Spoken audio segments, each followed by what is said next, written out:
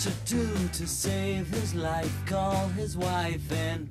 Nothing to say, but what a day, how's your boy been? Nothing to do, it's up to you. I've got nothing to Hey everybody, and welcome to my first FabFan post. I am so excited. I'm Jacqueline. I'm your new Saturday FabFan. Woohoo! Welcome to my first post. I'm really excited to be here. I'm 19 years old. I'm from Kansas, born and raised. I'm a college student studying psychology, and I am a huge Beatles fan. I love the Beatles. Love them. They're incredible. And I'm sure you probably already know that since you're watching my video and you're probably a Fab fan too. I love the Beatles. My favorite Beatle is George Harrison. My favorite Beatles album changes with my mood. I've been enjoying listening to the remasters lately. I bought a couple last week. Finally, since I had some extra money out of my paycheck, I decided I was going to start my collection.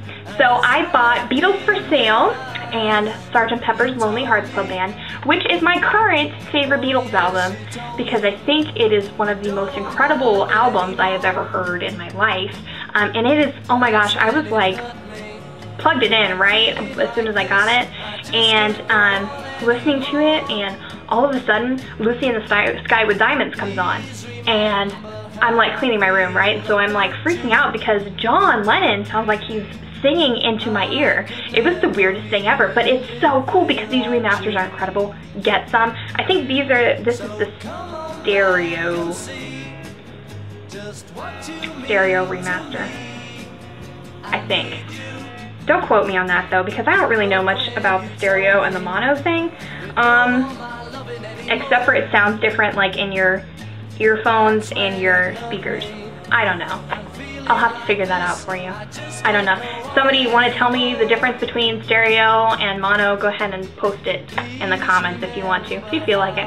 Anyway, so that's my current favorite Beatles album. I'm kind of obsessive over it at the moment, and I can't get the songs out of my head. My favorite so far has been, well, 3 favorites. Good Morning, Good Morning. I love that song. It's like incredible. It's my like pump up for the day song, you know, so I'm like dancing around to Good Morning, Good Morning because it's so much fun to dance around to. And When I'm 64 is incredible, and then Lovely Rita I really enjoy. Anyway, enough about that. So today, since this is my first Beatles post, I thought I'd kind of choose a little bit of a topic and see what you guys thought about it and post some links in my box, which I think it's going to be right there. I think the box is right there. If not, I'll point over here just for good measure, just in case it's over here, so I'm going to point there too, but I think it's over here. So my box is going to be right over here. I'm going to have to remember which way to point. But I'm going to put some links in there for you guys about what I'm going to talk about today. So today I would like to talk to you a little bit about friends of Beatles, and because they're kind of one of my favorite topics, because actually the Beatles introduced me to a lot of really great music because they hung out with some of the greatest musicians of all time. So Beatles and friends is going to be the topic for today. First person I want to talk will be Eric Clapton. Hopefully my little title is popping up down here. Eric Clapton. Eric Clapton was, as you all probably know, a very good friend of George Harrison's, and ended up actually being the second wife of Pattie Boyd, who was George Harrison's first wife. I'm sure somebody would love to tell that story at some point accurately, because I don't know the true story. I've read lots of stories about it. George doesn't talk about it much. Pattie wrote about it in her book. I think it's called Wonderful Tonight, and I didn't read it, but I kind of don't want to believe her because, I don't know, I have the feeling that she probably treated George kind of bad, which makes me a little bit upset, because George and I are, you know, like this. Not really, but we would be like best friends in real life if I ever met him. We're so alike, it's like insane. Except for the whole, well, never mind. Anyway, so Eric Clapton, he was a member of the band Cream, which is one of my personal favorite bands. If you know the song In the Sunshine of Your Love, you probably know Cream. He was also a part of the band Derek and the Dominos, which was another great band and one of my favorite bands to listen to. Cream and Derek and the Dominos put out some of the greatest albums ever. I love their albums. And plus Eric Clapton himself is like this incredible vocalist and incredible guitarist. You know, he's put out songs like Wonderful Tonight and Layla, and which is also one of my favorite songs, you know, Tears in Heaven, stuff like that. So he's a great musician. Check him out if you've never heard him. I'm sure you've heard of him, but if you've never listened to his music or taken the time to listen to some Cream, some Derek and the Dominos, some Eric Clapton solo, you should definitely should. Like I said, I'm going to put some links in the box for you. So that's Eric Clapton. Next, I'd like to talk a little bit about Jeff Lynne, who is also another one of George's good friends. If you saw the concert for George, which is on DVD, which is George Harrison's memorial concert, it's incredible for one thing, but you have probably seen Jeff Lynne if you've seen the DVD. And he's the one with the really big, like, puffy hair and big old glasses. He's great, though. I really, really enjoy him.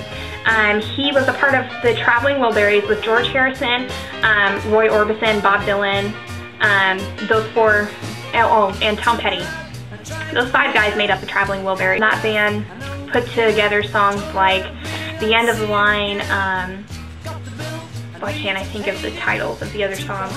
I'll put some links in, again, for the Travelling Wilburys and for Jeff Lynne, because Jeff Lynne is awesome. Jeff Lynne actually co-produced George's posthumous album, which is Brainwashed. Hopefully you've listened to it. It's incredible. But he co-produced it with Dhani Harrison, which is George's son. So there's Jeff Lynne. Next, I'd like to talk a little bit about Linda McCartney. She's not really a friend of the Beatles. She is because she's Paul's wife. But she was sort of a Beatle wife instead of a friend of the Beatles. But I'm going to talk about her anyway because I think she was a good musician. She was kind of like Paul's right hand during the Wings phase, which some people don't care for. I really like Wings music.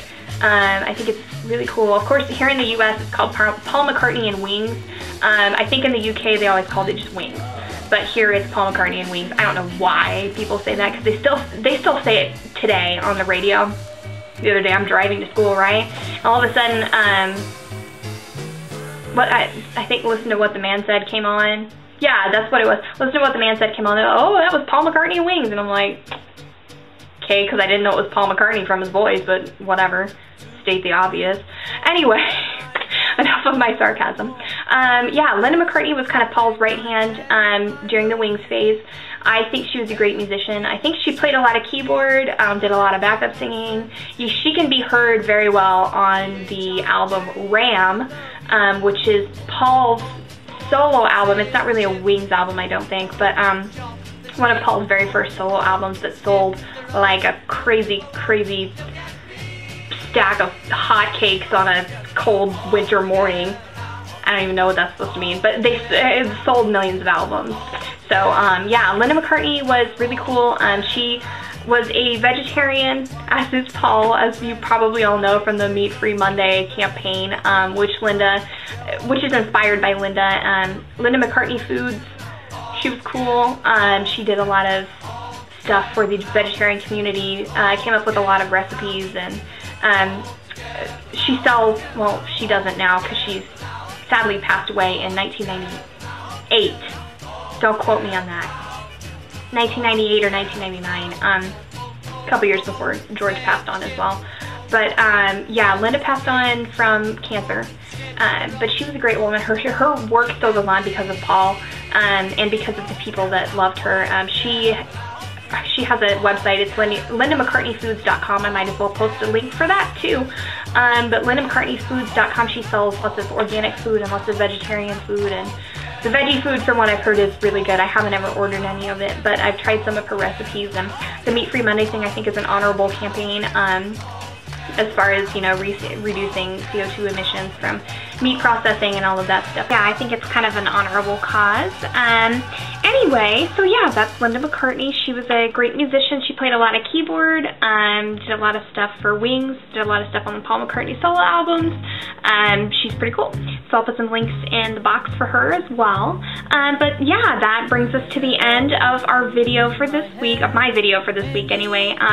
So I hope you guys have a great weekend. Peace and love. Hope you have a wonderful Saturday. Yeah, and check back next week, and I will see you on Saturday.